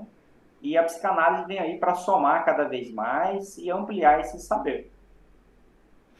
Muito bem, maravilha. É isso mesmo. Muito bem. Deixa eu ler mais algumas mensagens aqui dos nossos... Se quiser, eu falo um pouquinho dos sonhos aí, tá? Sim, eu vou querer sim, porque inclusive a nossa internauta aqui, a Marta Simões, disse aqui, olha, sonhos sempre caindo, com lama ou água suja. E aí, o que você pode falar para Marta? Olha, precisaria de uma investigação mais profunda, né? Entender esse inconsciente que eu comentei, né? Que trabalha na surdina, O que esse inconsciente está querendo expressar com essa metáfora? Porque no final é isso, né? O que isso suscita nessa pessoa? Mas a gente pode, assim, aventar algumas hipóteses. Por exemplo, quando se fala em água, a gente se conecta muito com o arquétipo feminino, né? Tal qual lá o líquido amniótico lá durante a gravidez, isso lembra bastante. A água lembra um pouquinho da questão maternal, da maternagem, da questão da mãe, tá? Mas teria que fazer uma investigação mais profunda, né? O que essa sujeira ela pode se expressar, né? E um elemento aí para vocês entenderem quão complexo e quanto intrigante e maravilhoso que é a análise de um sonho. Vamos supor, o sujeito ele sonha que uma determinada pessoa morreu. Por exemplo, ali, um familiar, né? Sonhou que essa pessoa morreu. Isso pode expressar várias coisas. Por exemplo, pode expressar que essa pessoa ela tem ali um medo da morte desse ente querido. Pode expressar o total oposto. Pode expressar O desejo de morte. isso, a abolição de aniquilação desse ente que conscientemente é querido, mas inconsciente pode ser que não. Pode ser que seja rival em alguma situação. Então, tem várias nuances que devem ser observadas. Pode representar totalmente o oposto do que está aparentando. Às vezes o sujeito, por exemplo, ele sonha sempre com o pai, mas ali pode estar sendo um deslocamento. Na verdade, quer expressar características da mãe, mas é mais fácil falar do pai do que falar da mãe. Então, é um enigma. E esse enigma, ele é totalmente passível de decifração, com um amplo sentido, e essa análise de sonho, ela se conecta com a análise verbal do paciente, a análise não verbal, a semiologia do paciente, é um saber muito amplo, e cada vez que o paciente vai tendo ali uma psicoeducação, ele vai aprendendo mais da psicanálise, aprendendo de si, é uma jornada simplesmente extraordinária. A pessoa ela fica encantada. Ela faz a primeira sessão, ela fica encantada. Ela não para de fazer mais. Geralmente vira até aluno. Às vezes de paciente vira até aluno depois de um tempo. A pessoa ela se dá alta, ela resolve ter esse saber para si, quer aplicar também em outras pessoas, quer ajudar outras pessoas também. É verdade. Você disse uma coisa interessante. Você provavelmente aplica, né, a interpretação de sonhos nas suas terapias. E aí, tem paciente seu que fala que não sonha? Como é que é isso? Tem sim. Isso está sendo algo muito comum nessa vida agitada, de certo modo automatizada que muitas pessoas estão vivendo. Uma vida em que você não tem muitos elementos novos ali. A pessoa praticamente ela trabalha, ela se alimenta, ela paga os boletos e não tem muita novidade ali. Então a pessoa fica no automatismo do inconsciente.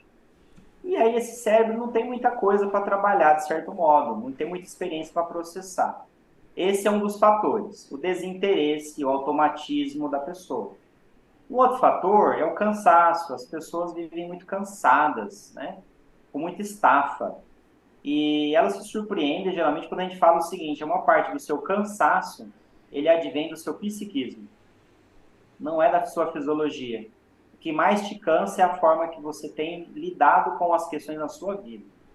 E Então, mudou esse muito, né? cansaço... Mudou muito a maneira como o ser humano tem vivido de 30 anos para cá, né? Exatamente. Tem um outro fator, que é o fator também do recalque. Às vezes são conteúdos tão dolorosos e o aparato mental daquele sujeito não está preparado para lidar com aquilo. Então, as memórias são deslocadas para o inconsciente, ficam lá trancafiadas, mas não é porque que elas estão lá e você não as conhece que elas não te afetam. Pelo contrário, todo o mal-estar, todo o afeto dessas memórias, elas passam para o consciente durante a vigília também. E a pessoa, às vezes, ela está com uma angústia, ela não entende por quê. Nossa, eu estou me sentindo... Já acorda mal, já acorda naquele estado mental que não é nada construtivo para o humano. E a pessoa não entende. E isso é o resquício de um inconsciente com muitas questões mal resolvidas. E ao começar a fazer a análise, ela começa geralmente a sonhar. Ela começa a lembrar de coisas, inclusive ela começa a relatar para a gente assim, nossa, eu voltei a sonhar. E fala sorrindo e fala assim, num estado de alegria muito grande. E a gente ensina esse paciente a instigar essa mente a sonhar, né? E se você quiser, a gente pode dar essa dica aí para quem está nos acompanhando.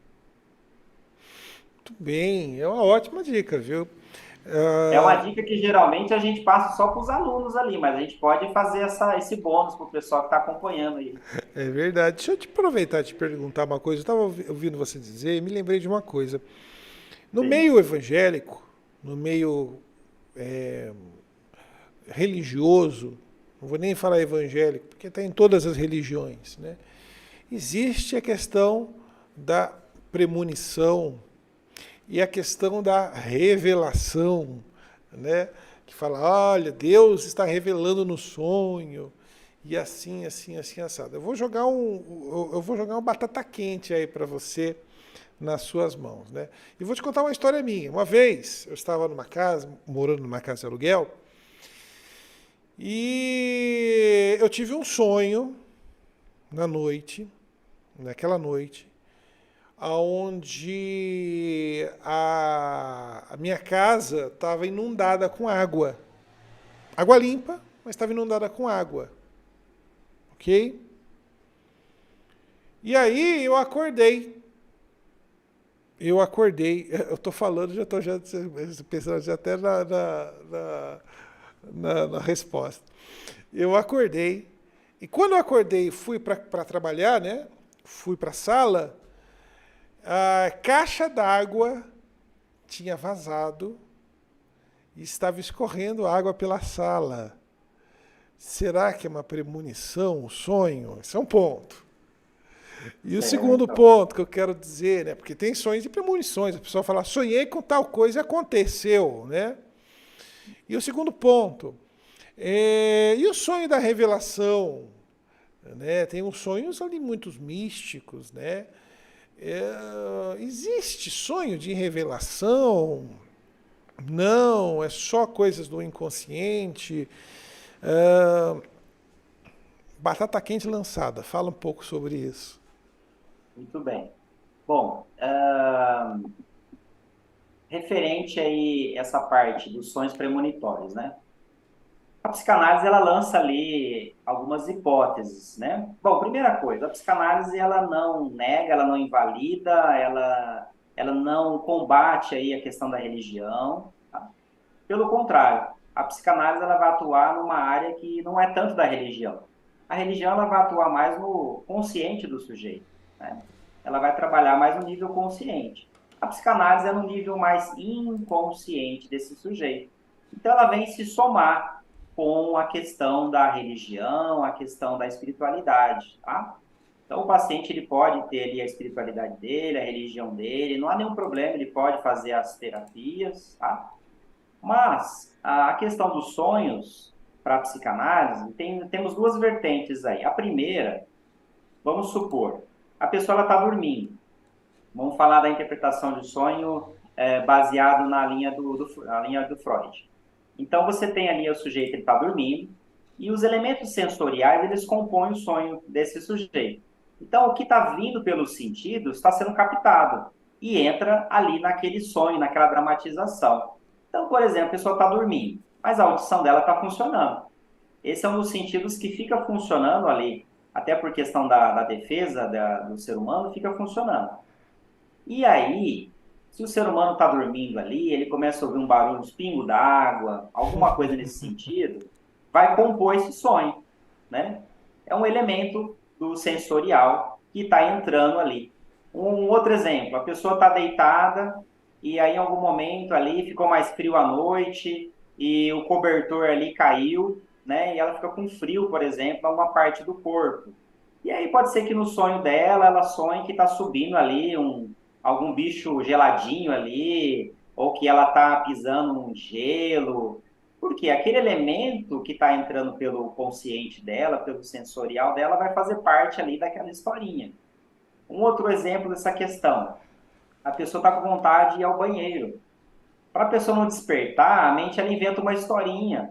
Então, inventa que ela está fazendo xixi ali, por exemplo, no mato, né? Que ela arrumou um toalete onde ela está. E ela não desperta, ela fica ali meio que hipnotizada naquele sonho e tá tudo bem. E às vezes, quando é criança, faz até xixi na cama, né?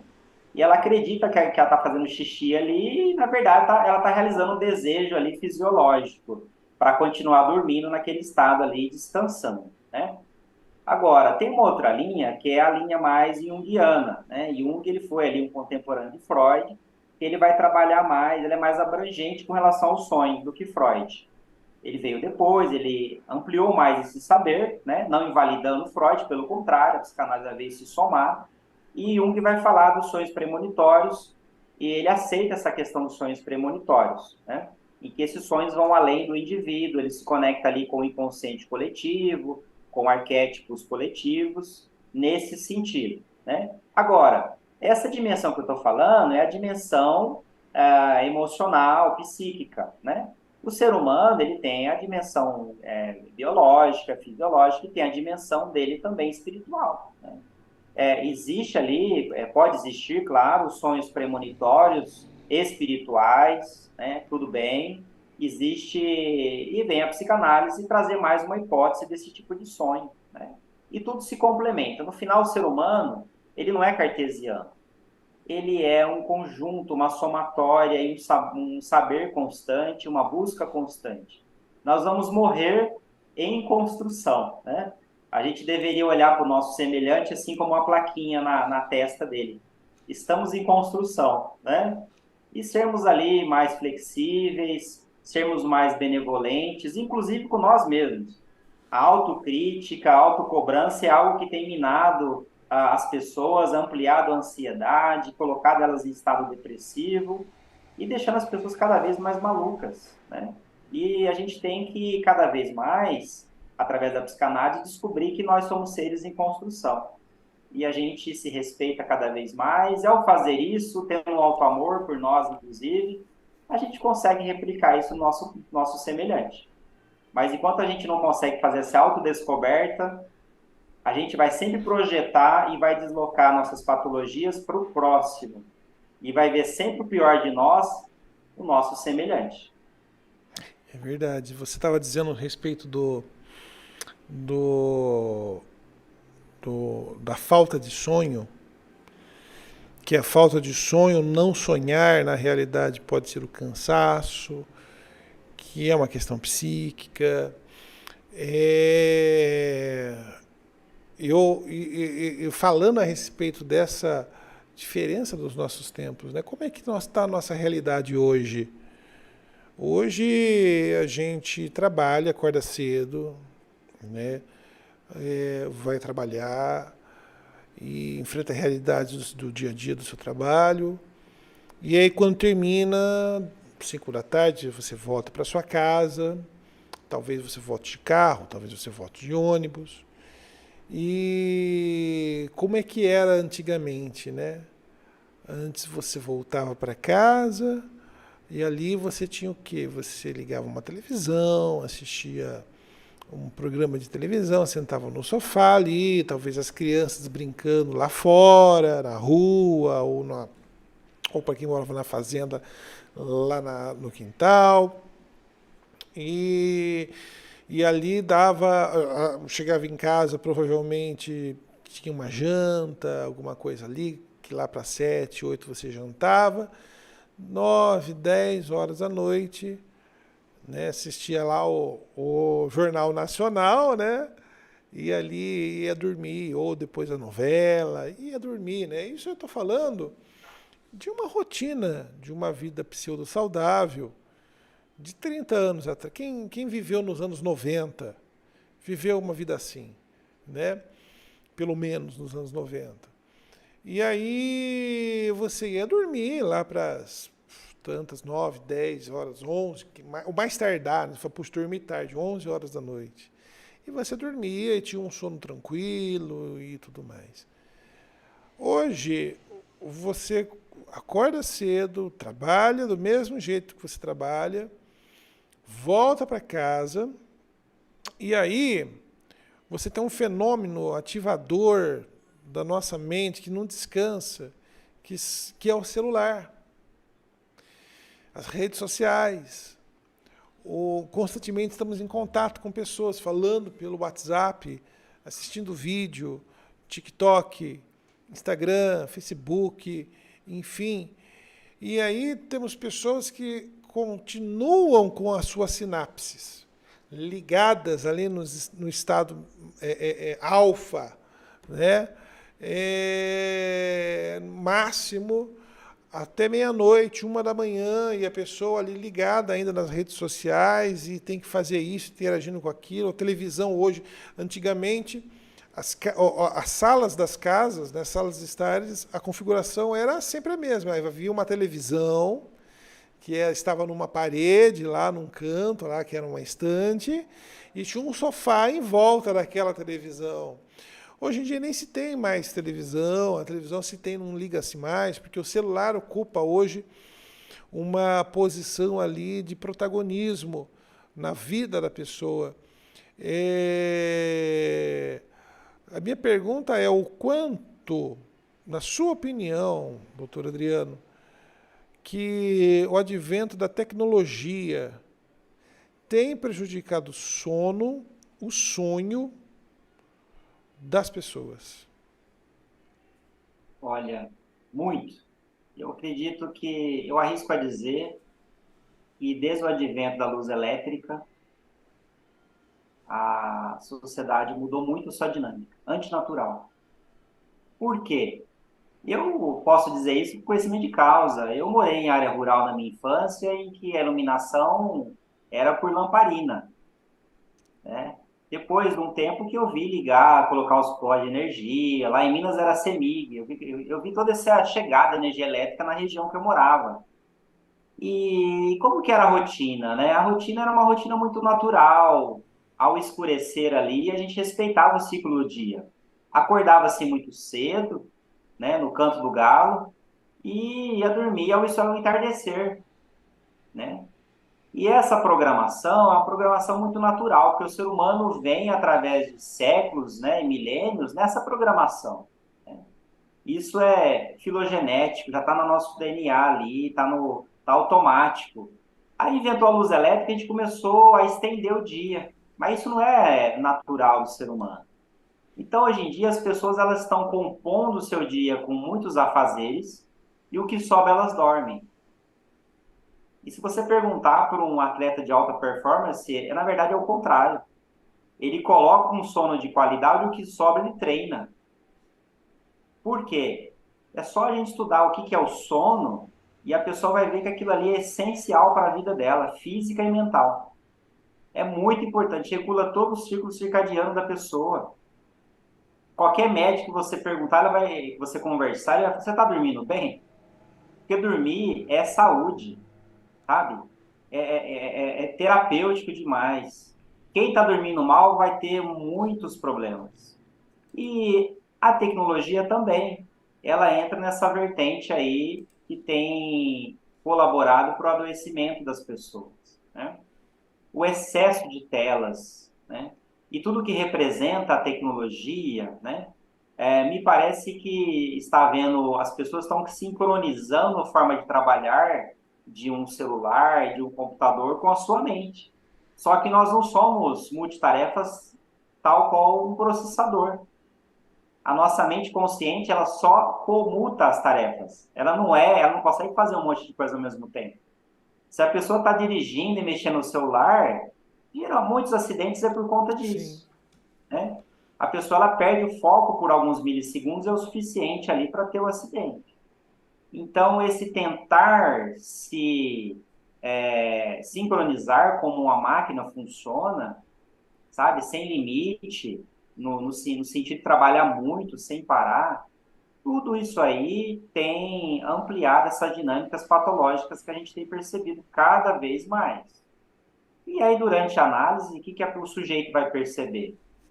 Quando ele começa a se amar, a se perceber, a voltar para o seu natural como um ser humano, ele começa a fazer escolhas mais conscientes e acertadas.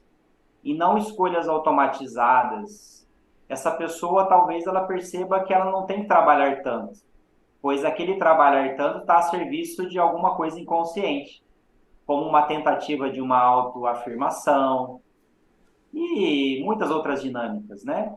E ao perceber o que está por trás de um comportamento muito intenso, compulsivo, ela começa a fazer escolhas mais socialmente aceitas, mais construtivas e que vão trazer para ela um bem-estar. E esse é o poder da análise, né? O sujeito vai se olhar e vai se conseguir se criticar.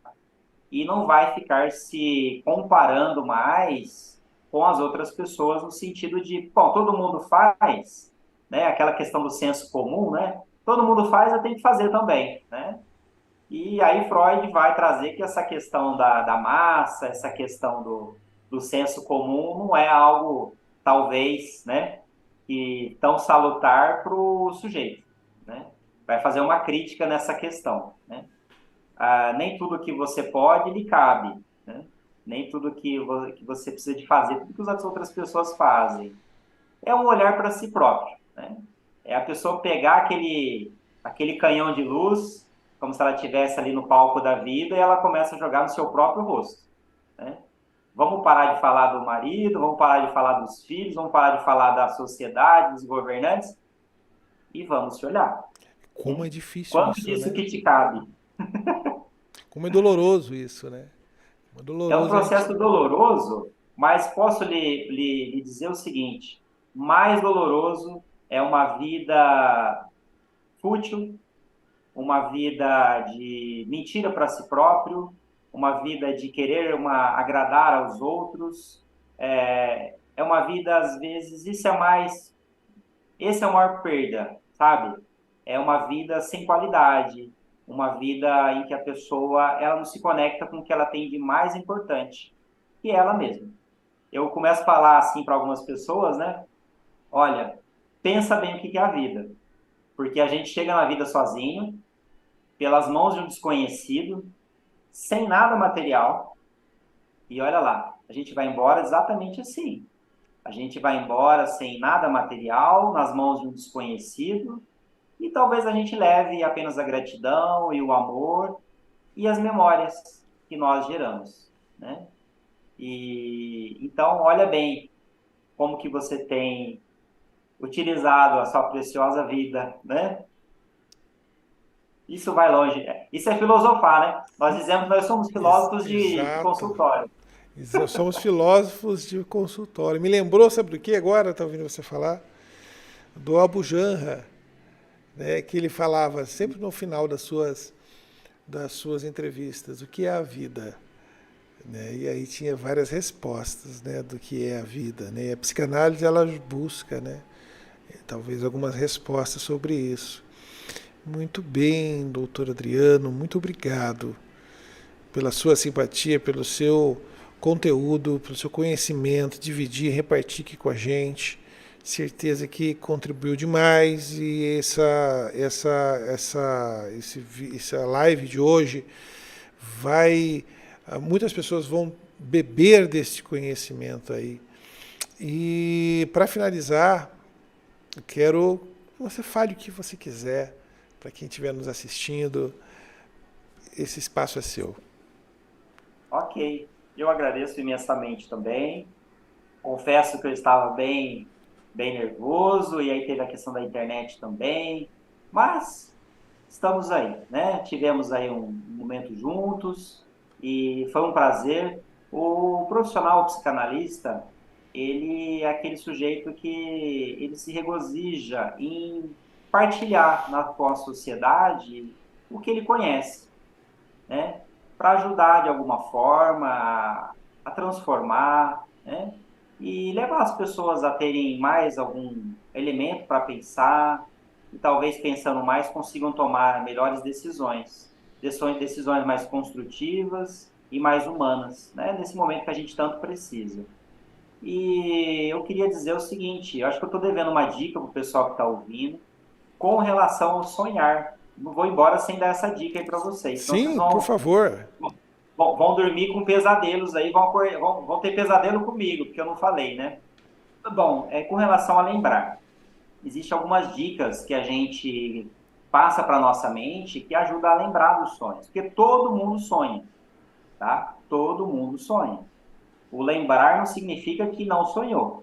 É só você perceber que às vezes você vai deitar com um certo estado de humor e ao estado mental também, e ao acordar está diferente. Então, aconteceu alguma coisa, né? Então, você não lembra do sonho, mas sonhou. E isso afetou, inclusive, o seu estado de humor. Às vezes a pessoa acorda muito alegre ou acorda muito brava e aconteceu alguma coisa nesse interlúdio aí. Bom, qual que é a dica aí para começar a lembrar mais dos sonhos? A dica é a seguinte: ao dormir, a nossa mente é muito responsiva para o bem e para o mal, né? Então, cuidado com as suas crenças e aquilo que você tem pensado muito aí, você talvez tenha atraído para você, né? Então, ao dormir, dá um comando para sua mente, de forma muito poderosa, diga para ela que você quer lembrar, repita isso para que ela veja um sentido nisso, né? Veja uma relevância, né? Então, mentalmente ali, estando deitado, faça uma respiração profunda ali para ter um rebaixamento cerebral. E aí você repete algumas vezes que você quer lembrar. E ao acordar de manhã, se você lembrar de alguma imagem que seja, ou desenhe essa imagem, né? Porque às vezes o sonho ele não vai ser ali muito lógico, então pode desenhar essa imagem, ou pode gravar ali um áudio, ou escrever um papelzinho do lado da cama, o que você lembra. E quanto mais você vai fazendo esse processo, mais a sua mente ela vai se adequando e você vai lembrando cada vez mais, tá? É instigando a mente a processar, né? A gente não pode ter preguiça mental, porque é isso que vai fazer com que ela responda ao que você está querendo. Ah, Adriano, mas eu durmo muito cansado. Aí tem outra dica final. Se você vai dormir muito cansado, durma um pouco, acorde, faça um café, faça um lanchinho ali, coma alguma coisinha, né? Não toma café não, faz um lanchinho, coma alguma coisinha e volta a dormir.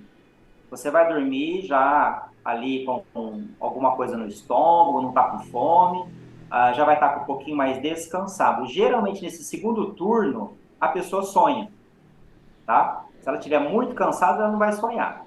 Vai poupar energia ali, não vai sonhar. Mas, talvez fracionando ali esse modo de dormir, você vai conseguir lembrar nessa segunda parte do dormir do sonho, tá bom? E finalizo deixando um convite, tá?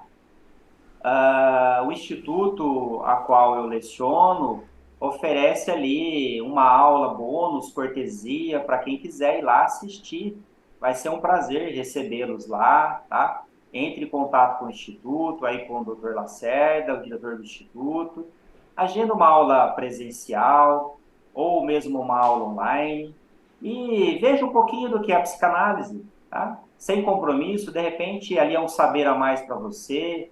Esse saber vai te ajudar de alguma forma e talvez você possa aprender alguma coisa em que você possa ajudar alguém que você ama à sua volta e fazer a diferença.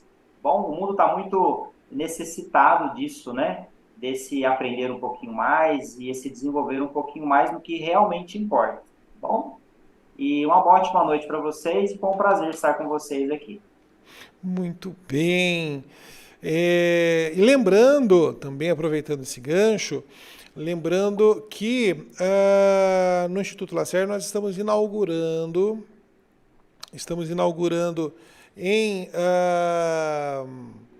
em janeiro, nós estamos inaugurando o nosso novo polo de formação em psicanálise na cidade de Hortolândia, ok?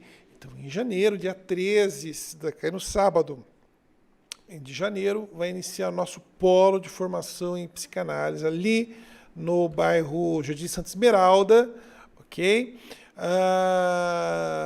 Nosso polo de formação em psicanálise clínica. Então, se você é de Hortolândia, região Montemor, se você é de Sumaré, então não perca essa oportunidade. Somos o único polo de psicanálise da região de Hortolândia e entregando sempre o melhor material para você.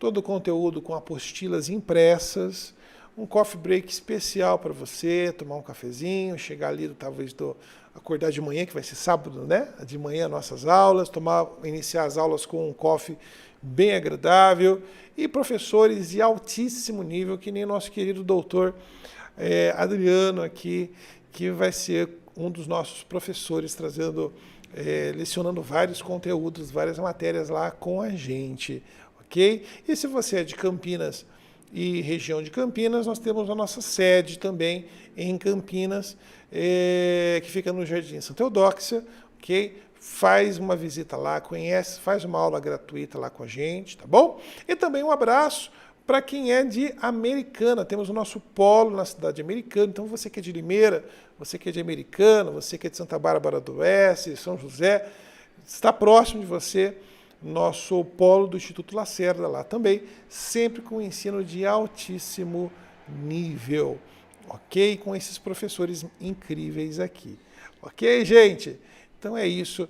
Adriano, muito obrigado pela sua simpatia, pelo seu conteúdo, pelo seu conhecimento, pela sua entrega, sempre maravilhosa. E foi um luxo poder inaugurar esse nosso podcast, Pod Freud, com a sua presença aqui. E vai ser inesquecível, vai ficar para sempre na nossa memória. Tá bom, meu amigo? Deus te abençoe. Uma boa noite para você. Obrigado a todos que estão aqui nos assistindo, que estão ainda conosco aqui, firme e forte, que contribuíram, que mandaram mensagem, que comentaram aqui. Obrigado pela participação de todos vocês. E esse podcast, nós temos o intuito de todas as quartas-feiras estarmos aqui no bate-papo, no Pod Freud, falando sobre psicanálise e afins. E semana que vem, estou aqui aliando esses detalhes, vamos ter aqui uma presença ilustríssima aqui no nosso podcast, falando ainda dessa área terapêutica. Eu não vou falar para não queimar a largada, mas vai ser incrível. Tá bom, gente? Então você que está assistindo, não perca, quarta-feira, às 19h30, o nosso próximo bate-papo. Doutor Adriano, Deus abençoe. Muito obrigado, uma boa noite e sonhe com os anjos. Deus abençoe.